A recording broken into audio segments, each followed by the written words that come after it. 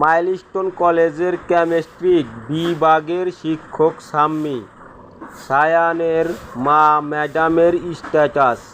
প্রিয় সহকর্মীবৃন্দ, আসসালামু আলাইকুম। আমি ও ইউসুফ স্যার হয়তো কোনো বড় ভুল বা অন্যায় করে ফেলেছি, যার জন্য আল্লাহ আমাদের এত বড় শাস্তি দিয়েছেন। আপনারা সবাই আমাদের ক্ষমা করে দিবেন। আমার ছেলেটিকেও সায়ান দয়া করে ক্ষমা করবেন। আমাদের ফুলের মতো নিষ্পাপ সন্তানটি আমাদের চোখের সামনে দিয়ে চলে গেল, অথচ আমরা কিছুই করতে পারলাম না। কত সুন্দর, কত মেধাবী, কত বুদ্ধিদীপ্ত ছিল আমার ছেলেটি। আজ পত্রিকায় শিরোনামে আমার ছেলের নাম। ফেসবুক খুললেই তার ছবি, তার খবর।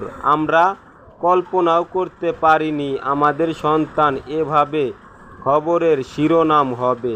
ওর বাবা সবসময় বলতো, সীমা, আমার মনে হয় আমাদের ছেলে একদিন কিছু আবিষ্কার করবে। এমন প্রখর মেধাবী ছিল সে, একটু পড়লেই সব কিছু শিখে ফেলত। ছিল ভদ্র, নম্র, বিনয়ী। ক্লাস 2-তে পড়ার সময় থেকেই 30টি রোজা রাখত, 5 ওয়াক্ত নামাজ পড়ত। দেশের রাজনীতিক অস্থিরতার কারণে আজ বুয়েটের মতো প্রতিষ্ঠানের মেধাবী ছাত্ররা প্রাণ হারাচ্ছে। ইউসুফ স্যারের ইচ্ছে ছিল আমাদের ছেলে যেন আমেরিকায় পড়াশোনা করতে পারে। আমরা ছেলেকে নিয়ে বিদেশে যাওয়ার প্রস্তুতি নিচ্ছিলাম শুধু নিরাপত্তার কারণে, আর সেই ভয় আজ বাস্তব হয়ে দাঁড়ালো। আমার ছেলেটি দগ্ধ শরীরে চারদিকে অসহায় দৃষ্টিতে তাকাচ্ছিল, কিন্তু তখনও সে কাঁধের ব্যাগটা নিতে ভুল করেনি। আহারে পড়াশোনা, আহারে শিক্ষা। কি দরকার ছিল এমন শিক্ষার, যা আমার সন্তানের জীবনটাই কেড়ে নিল। ঘটনার দিন একটি নাম্বার থেকে আমার ফোন আসে। জানতে পারি যে আমার ছেলেকে বাংলাদেশ মেডিকেলে নিয়ে গিয়েছিল। সে ইউসুফ স্যারেরই ছাত্র। পরে ফোনে ছেলেটির কাছে শুনি আমার সোনা পাখি ঠিকমতো নিঃশ্বাস নিতে পারছিল না। এই অবস্থার মধ্যেও সে ছাত্রটিকে তার মায়ের ফোন নাম্বার দিয়ে দেয়। আমি ফেসবুকে দেখি সেই ছেলেটি অমিত আমার ছেলেকে নিয়ে যাচ্ছে। ভাই ও বোনেরা, আমি আপনাদের সবার কাছে চিরঋণী।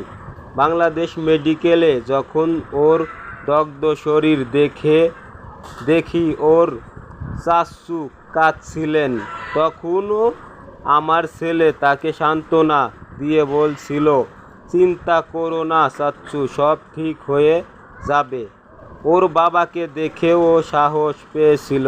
ওর বাবা বলেছিল, বাবা আমি আসছি, আর ভয় নেই। মাথা নেড়ে সে সাড়া দিয়েছিল। আমার ছেলেটি ছোটবেলা থেকেই খুব ভীতু ছিল, অথচ সেই ছেলেই আজ পাখির মতো ছটফট করছে, পুরো শরীর ঝলসে গিয়ে।